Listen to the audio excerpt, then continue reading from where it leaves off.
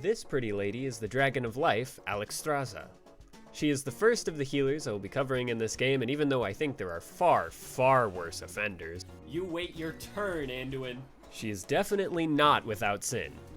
Her biggest strengths are that she's not afraid to scrap and lose a little life while still managing the healing role, and that her builds can make her healing output extremely consistent, which is to say consistently very good, regardless if she's healing a tank or a squishy. Her trait is pretty interesting because it helps solidify her role as the team fight healer. After a short channel, she gains a small window of stasis and then morphs into her dragon form where she has enhanced abilities and attacks, as well as additional max health. I'll go over the enhanced versions when I talk about the abilities individually, but her attacks become a big cone that heal allies as well as the increased damage of being a dragon. The stasis window can be really good for avoiding damage over time effects, as well as any enemy heroes diving the backline. Her Q is a single target heal based on her current health percentage, though it also costs some health to use, so it's something to think about. Is what I would say if she didn't have a talent to just turn off the cost, I guess. It doesn't have a mana cost either, so once you're above 75% HP and have a Blossom, you can infinitely heal. And if you took the level 1 talent that reduces the Q cooldown while above the same health threshold, then you become an unparalleled heal bot. Seriously, you can sit under a fort and just chuck heals at people for the rest of the game and be way too effective for absolutely no skill expression. But that's only if you build for that one ability in particular. The enhanced version heals for a larger chunk of her current health and doesn't cost at all, but she has to be in dragon form. Her W is an AoE heal after a delay with the amount based on the target's max health percentage. Depending on the heroes, this can be an absolutely wild amount of health to restore in a single instance, but generally it's just alright compared to other AoE heals in the game. The delay is what makes it a little annoying to use since it's a little long to be practical, and it gives the enemies enough time to set up burst directly on top of it. But this ability too has a talent or two that just makes it absolutely ridiculous. Many heroes in this game have a talent that interacts with regen globes, and while one is guaranteed to come out of a minion every wave, collecting it is sometimes difficult. It's hard to correctly state how impactful regen globes are, but their primary use is restoring a small chunk of health and mana over 5 seconds, and a secondary use in progressing quest talents that require them. After collecting enough herself, Alex can just make them with her W.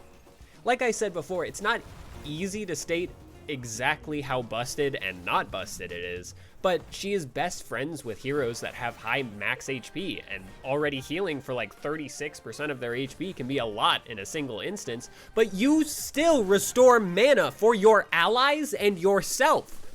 Mana! I hope we are all on the same page on why that is insane. And the enhanced version of this ability is a much larger circle and heals more max health, but it doesn't interact with talents. Her E is somewhat of a damage ability. It's a straight skill shot that pierces all enemies, but its slow is a lot better than the damage it deals. A 40% slow is definitely something to desire on healers because it can build a lot of space between you and a target, though you have to have already hit them with the spell in the last 5.5 seconds to apply said slow. Honestly, this ability is fine and kinda interesting, so a rare victory on this one. Her ults, though, are something else and not in a good way. Both of her 2 ultimate choices are enough for me to consider any MOBA character, specifically a healer, to be too much.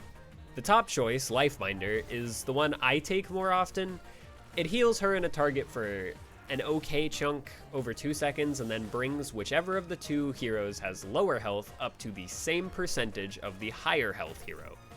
Obviously, Alex is a priority target in teamfights, so if she starts getting dove, she can slap this ult on somebody with high health nearby and restore up to full after eating a burst from a dive assassin and then just roll the fight after.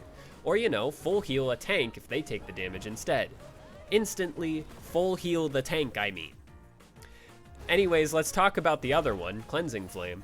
If the opposing team is actually smart enough to kill Alex, or if they have enough crowd control to hold her in place to melt her without letting her heal, she takes this one.